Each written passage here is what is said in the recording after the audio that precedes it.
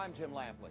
Welcome to this look back at the stories behind Foreman, one of the most memorable fights in 30 years of boxing on HBO. The 1994 battle between brand new heavyweight champion Michael Moorer and former champion George Foreman was a pairing of opposites. The standoffish Moorer was a mystery to many, best known as the sport's first ever southpaw heavyweight king.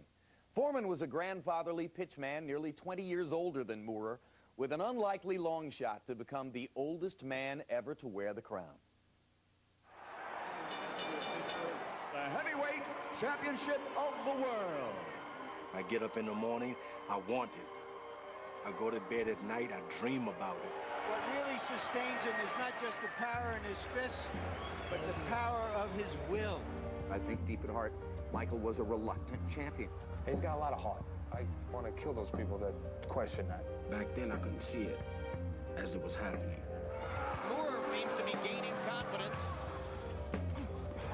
Teddy always taught me, if you're a complete fighter, you're able to fight anybody at any time. He's a 45-year-old man in a young man's game. George could break ribs with punches. Starting to get the Moorer's respect. George has sweatshirts older than Moorer. Other than being boxers, there was nothing in common at all. In 1988, Michael Moorer arrived at the Kronk Gym in Detroit, a program unparalleled in the production of champion boxers. A small-town kid from Monessen, Pennsylvania, Moorer quickly adapted to his new surroundings. When you fought inside the gym, you gained a lot of notoriety, recognition of what you did in the ring, and I kicked a lot of ass in there.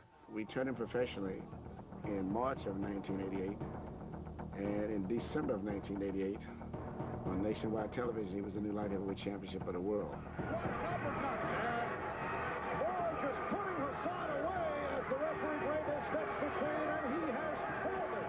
Manuel promoted him as the next Tommy Hearns, and so from day one, he was under a lot of pressure. Michael Moorer was definitely one of the greatest light heavyweights I've had in the history of boxing. Michael Moorer had knocked out every opponent he faced as a light heavyweight. With nothing left to prove in the light heavyweight division, he became a heavyweight, facing men often 80 pounds heavier than any previous opponent. Fight goes down less than a minute into the fight. By the time that Michael Moorer had began fighting as a heavyweight, he also had made big changes in his mental makeup. He wanted to do things more his way. Regardless of what you would tell him, he wanted to prove you wrong. So in 1991, Michael Moorer moved out of Emanuel Stewart's house in Detroit, which he thought of as a home. His trainer and surrogate father had sold his contractual interests. For nearly 2 years, Moorer had a series of trainers, many of whom questioned his desire and mental makeup. I had heard that he was a guy that would walk out in the middle of sparring, and I said, this is a guy who's just unsure of himself. In 1993, Moorer's manager, John Davamos, hired trainer Teddy Atlas, whose reputation was of a tough-loving disciplinarian. He would push me, and I'd push him right back. He wasn't taking any shit, neither was I. He had been abandoned by a father. He had been abandoned in certain situations professionally, so he wanted to test to see if you were really going to be there, if you weren't going to disappear. There's no question that Teddy was the right guy at the right time. He was my trainer, and he was also my friend, a person who taught me a lot. I love Teddy. I'm sure he feels the same way about me. He won't say it, because that's that tough guy image. In only their second fight together, Moorer and Atlas walked into the ring to face the greatest challenge of their collective careers, a heavyweight championship fight with Evander Holyfield. Let's get it on! Will Michael Moorer get it on? Short punches inside, doing damage for Moorer. Already his punching power a factor in the bout. Holyfield knocks him down. Early in the fight, Atlas confronted Moorer about his passive approach in the biggest fight of his life. You go in there and you start backing this guy up and you start doing what we trained to do. Otherwise, don't come back to this fucking corner. Do you hear me? Where's the fire? Where's the passion? Where's the desperate need to win the title? You're lying to yourself because you're gonna cry tomorrow. You're lying to yourself, and I'd lie to you if I let you get away with that. Boxing tradition suggests that a challenger must take the title from a champion, especially a respected champion like Evander Holyfield. Atlas worried Moorer wasn't doing enough. There comes a time in a man's life, but he makes a decision to just live, survive, or he wants to win. You're doing just enough to keep him off you and hope he leaves you alone. Can Moore win a championship this way? Does he have to show some passion and make something happen? Or can he just go along trying to win each round? You want me to change places with you? You're blowing it. You're blowing it. You're satisfied just to do enough to keep him off you. You can't do that now. In this world, we can't do that all the time. You heard it. That's as good as anybody can say it. As the fight progressed, Moore began to heed Atlas's instructions and went after Holyfield. To many, it seemed Teddy Atlas willed Michael Moore to victory. They made him the star, but I was the fighter who brought that out in him. One last assault from the challenger. And the heavyweight champion of the world. Was there anything in particular that he said that rung a bell? When he said, this is the one opportunity in a lifetime, you've got 12 minutes to go. He told me this is for my son, and I pushed hard for my son. In addition to the credit given to Teddy Atlas, the legitimacy of Moore's victory was called into question by rumors surrounding the health of Evander Holyfield. Evander went to the hospital to have his eye sutured. At that point, he developed some shortness of breath, he got some fluid in his lungs, and there appeared to be an obvious problem with his heart. The circumstances involving Evander Holyfield after the fight were so unfair for Michael because it made his victory almost shallow. They took away from me winning the championship and focused it on him having a heart attack, so-called heart attack. Coming off the Holyfield win, he felt like he had something to prove. George Foreman also had something to prove. As a young man, Foreman was regarded as one of the sport's most brutal contenders. He's not normal. He was never normal. Frazier has never taken this kind of punishment. And it goes down at the bell. When he hit Joe Frazier, I thought the world was coming to an end. That George Foreman intimidated the hell out of a lot of opponents. He would just come in, growl, throw punches, and go home. George was once as feral a figure or as demonic a figure as Mike Tyson. Easy. George was kind of a freak. George was unusual. George was one of a kind. If you could survive 1 or 2 rounds with me, which would be a lot of pain and probably a lot of heartbreak in your life, because not only could I hurt you for those few rounds, 2 or 3 rounds in my previous career, I could really do damage to your body physically and your brain. But Foreman would soon meet his match. In 1974, he fought Muhammad Ali in Zaire and lost the championship of the world. The reason why he lost the title to Ali, not because Ali was better than he was, but George had one thing in his mind: destroy Ali. And I remember beating this guy and hitting him upside the head. The next thing you know, I retreated just a little bit. Ali, a sneaky right hand. Another sneaky right hand. And I was on the floor, losing the championship of the world. If you look at those film clips carefully and watch Zach Clayton's count, Foreman is up at 9. And so beaten, he just goes to his corner. Just walks off. He was beaten mentally more than physically. The bitter memories of losing his title haunted Foreman. He retired in 1977, and for the next 10 years served as an evangelist minister in his hometown of Houston, Texas. The little fame and fortune we get is not going to follow us in the grave, brother and sister. 13 years after losing the heavyweight title, he began his seemingly impossible quest to regain it. George came to me and said, "Butch, I'm coming back in boxing. What do you think about handling it?" And I talked to him and I said, "George, this is a young man's sport. You should leave it alone." His return to the ring in 1987 was greeted with mocking laughter from the media. When this comeback started, I was one of the guys going, "Oh, come on, please, boy, you know, some guys will do anything for a buck." 257. 257. His physique was not as appealing as it was many years ago. I had to hear all of that, and this is why I had to be in the most supreme condition of my life. The public image of George Foreman was that of a disturbed and defeated former champ. By his own admission, Foreman returned to boxing for the money and nurtured a new, consumer-friendly image in the process. Oh, George. I was a salesman. I'd learned to be a salesman. I had 10 years out of boxing to be an evangelist, and I'd understood if you don't really make some noise and make people pay some attention, no one is going to stop and listen to you. Foreman persevered for several years, facing opponents who ranged from dangerous to worthy to highly overmatched. When he first came out of retirement, he was considered a better story than fighter because of his selection of opponents. This perception changed overnight. Right hand on the surface of Holyfield's head. In 1991, Foreman fought Evander Holyfield in his first attempt to regain the title. His fight with Holyfield was terrific, and he really fought well and fought bravely, and people started to look at George Foreman in a different light. And they're applauding George Foreman for his courage and persistence. With his well-constructed comeback in its 7th year, Foreman found himself in line for a title shot. Mike Tyson was away in prison. Evander Holyfield and Riddick Bowe were in the process of deteriorating each other. Lennox Lewis had lost unexpectedly to Oliver McCall, so the landscape was open. A few days after Michael Moorer beat Evander Holyfield, I got a call from George. And I said, George, you can't kid me. You want to fight Michael Moorer. And he said, more than anything else in the world, get me that fight. Many still doubted whether at age 45, Foreman could recapture the title taking on a 26-year-old heavyweight champion.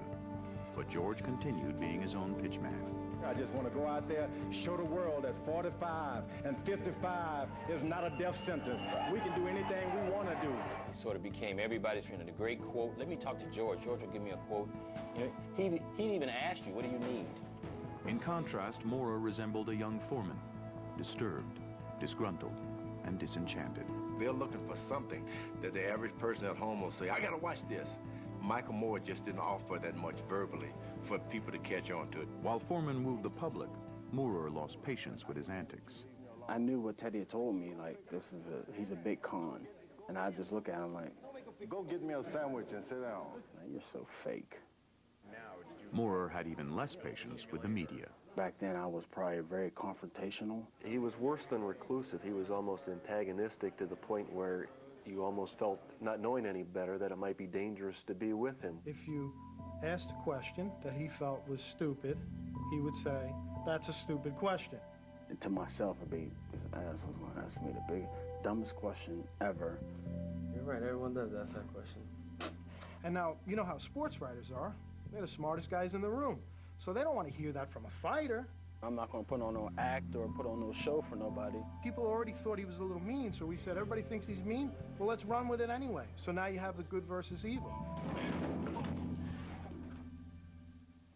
Tonight, live from the MGM Grand in Las Vegas, Nevada, HBO Sports presents World Championship Boxing as Michael Moorer, WBA and IBF heavyweight champion, defends his title against the one and only George Foreman. There are a lot of skeptics out there who think that George now is more King Khan than King Kong. George hasn't earned this championship shot as a fighter. He hasn't fought in a year and a half, and on that inauspicious occasion, he lost to Tommy Morrison. On the other hand, George is a star, and stardom, like age, has its privileges. There are many, many champions and very, very few stars. That's why he's here. On November 5th, 1994, Michael Moorer headed into the ring to fight 45-year-old George Foreman. Moorer was looking to impress the public who ignored him, the media who questioned him, and the trainer who became a star instead of him. Has Teddy Atlas received too much credit? And he was going to do it his way. Then they booed me. That doesn't matter. I was still champion. Michael knew, he's not a dummy, that night in the arena, if they seat 19,000, 18,500 were going to be cheering for Foreman.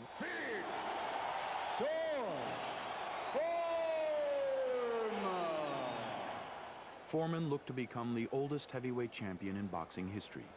But despite the optimism of the crowd, few gave Foreman more than a puncher's chance. At that point, I just thought that middle-aged men don't knock out 25-year-old heavyweight champions. I'm the boss man in here. Take hands, good luck.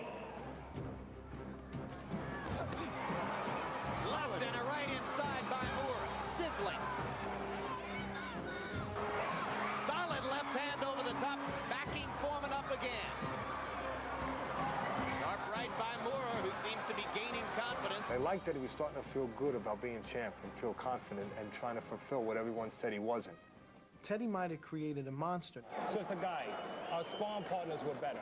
Teddy always knew that instilling confidence in Michael was one of the keys to getting him to perform at a certain level. I have a sense here, Gil, that Moore feels as though he has felt Foreman's power and it's not going to hurt him. That could be a big mistake. I had no intention of throwing out my power at him in the first, second, or third round. He didn't have control over the fight. He didn't have control over me. And my intentions were to extend him and make certain that when I hit him with one shot, he would not get up. And there's no reason for you to stand there and let him find you. George with a strong start in round 5. Moore is still standing right in front of him. Big right hand. That's the best right hand of the fight by George Foreman. I never could understand why he was being so courageous. Standing in front of a big man like that. Moore allowing Foreman to land, and the big man is getting off to good effect in round 6. I don't think we've seen him yet follow Atlas's instructions to move away and put more distance between himself and George. Listen to me. You're not going to have a real friendly corner. I'm proud of you, but you're not going to have a friendly corner if you keep letting him go slow. All right? You're going to make him go faster? I thought I was doing fine, but he's on the outside looking in. I can't see what he sees. He can't see what I see. Harold Letterman, how do you see it so far? Jim, 6 rounds to 1, commanding 5-point lead for Michael Moore. So I can perfectly understand how if Teddy was saying do this, do that, between rounds 4, 5, and 6, and 7, Michael was thinking, why do I need to listen to anything? Everything I do is working. What people don't remember is up until the 10th round, Michael fought the best fight of his career. I mean, he was tremendous that night. I think he was brilliant for the first 9 rounds. He was doing everything right, but I was doing something he had not prepared for. You can see Foreman loading up with that right hand. I'm surprised that Moore couldn't see it. How can you say he was setting me up for a 1-2? I don't think Teddy Atlas and those trainers knew exactly what I was doing. That's bullshit. Totally. What's not bullshit is that George knew his best chance to hit you was with a blind punch you wouldn't see. At the end of the last round, I thought Michael Moore had found the key. He was moving to his right, and he was really picking George apart. He comes out this round, and he goes right back to his left again. Michael Moore was falling into a trap. There was a case where George set him up with that right hand, but just couldn't pull the trigger. That's those slow reflexes. I think the myth of George's power has been exposed by Michael Moore so far. He was swollen up. He was losing. He was starting to wonder whether or not he was going to pull it off. And George makes it out of the round that bedeviled him in Zaire 20 years ago.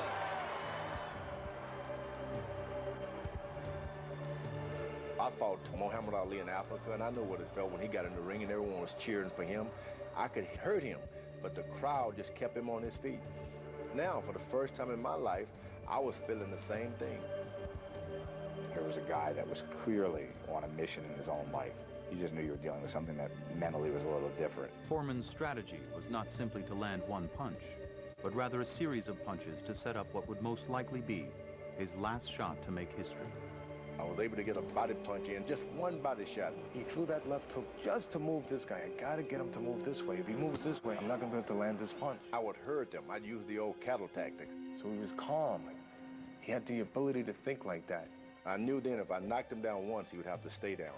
Win or lose, George is going to have a left eye swollen shut tonight. George's best punch is still that left jab. And my jab was going to be the most important punch in the boxing match. He'd still snap a left jab out, but not do much else. I said, don't worry, Mike, you know, I'm an old man. Don't worry about that. And you stand there. And then all of a sudden, boom, bing, there's a right hand right behind it. Don't stay there because he's looking to set you up one shot, and then he'll open up a combination so he hits you. The irony of this fight is both simple and complex. With 9 minutes left and ahead on all judges' cards by a large margin, all Michael Moore had to do was stay away. Instead, he fought like a heavyweight champion.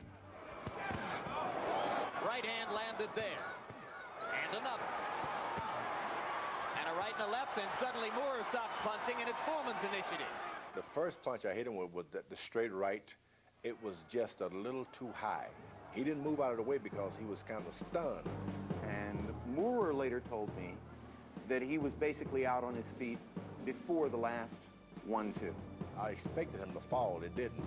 And I said right then I was going to lower it just a little bit. Is that on on a right hand? An unbelievably close-in right hand shot. 5, 6, 7, 8, 9, 10. It happened. It happened. I think that George has advanced ring intelligence. I had this all playing out for the previous 3 months. Bullshit. Don't fake it. You got lucky. Don't sit there and say you planned it. By no means. I can't believe it. I can't believe it. I was crushing him for 10 rounds. Nobody had any idea that I was setting this fight up all night. I don't have no bad feelings against George, but don't say that you set this up, because you're lying then. You're lying.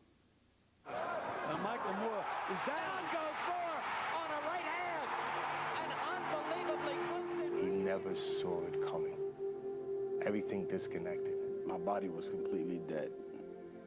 And it was devastating. 5, 6, This was a chance for him to grow. 7, 8, If he got through it, who knows what would have been in front of him. 9, 10. But we didn't quite get there. It was an unbelievable achievement, but I have to tell you that my face was not on George. My heart was with Michael Moore on the mat. I respect the fact that he came there to fight. And in the 10th round, 45 years old, he still had the power to knock me out. And I remember going up the freight elevator, and I remember looking over, and there was Michael standing right next to me, and Teddy standing next to him, and there was no one else in the elevator. And I remember looking at him, and I just said to him, I said, look, Michael, you have nothing to be ashamed of. You could say things about yourself that no man can say. And he said, I don't care about any of that stuff. He says, I'm only upset is, how do I explain this to my son? I had told George for months, George, how are you going to find him? You haven't fought in a long time. He moves in there. He goes at a different angle. He's a southpaw. He wouldn't stand still for Holyfield. Why would he stand still for you? And George said, you watch, somewhere late in the fight, he's going to come stand in front of me. Wow. I dreamed I knocked Michael Moore out before that fight. George knew this all along. George saw this from maybe, from 5 years before. This is Zaire all over again, but I'm the guy who's going to win this time. I'm the guy who's going to be too smart for that other guy. I lose the title in Zaire, and that wasn't the best of me. There I'm on the canvas, I try to beat the count. I had all kind of excuses, but it was a hard thing, and it had been a hard thing to live down, that you are the heavyweight champ of the world, yet you don't have the title. For years, I had to live with that. I saw George at a function here a few months back, and they showed the tape of him knocking me out, and I'd said a few words. I says, just think, if I'd have ducked one more time, we'd be sounding like Michael Moore girls instead of George Foreman girls. Somebody once asked me, if is George Foreman winning the heavyweight title at age 45 tougher than Jack Nicklaus winning the Masters at age 46? And as much as I love Jack Nicklaus, nobody was hitting Jack Nicklaus.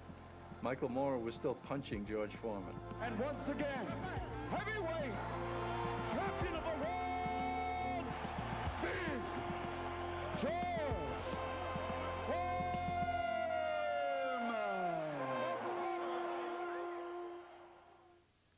Michael Moore later recaptured a heavyweight belt, but lost it to Evander Holyfield. George Foreman had never openly sought specific redemption for his demise against Ali in Zaire, but it's revealing that he chose to wear the same trunks on this night that he had worn in the jungle 20 years before. His triumph was trumpeted in headlines, but it spoke even louder in the fine print of endorsement contracts, which earned him hundreds of millions of dollars. Call it the biggest purse in the history of prize fighting. Thanks for watching The Tale of Foreman Moore.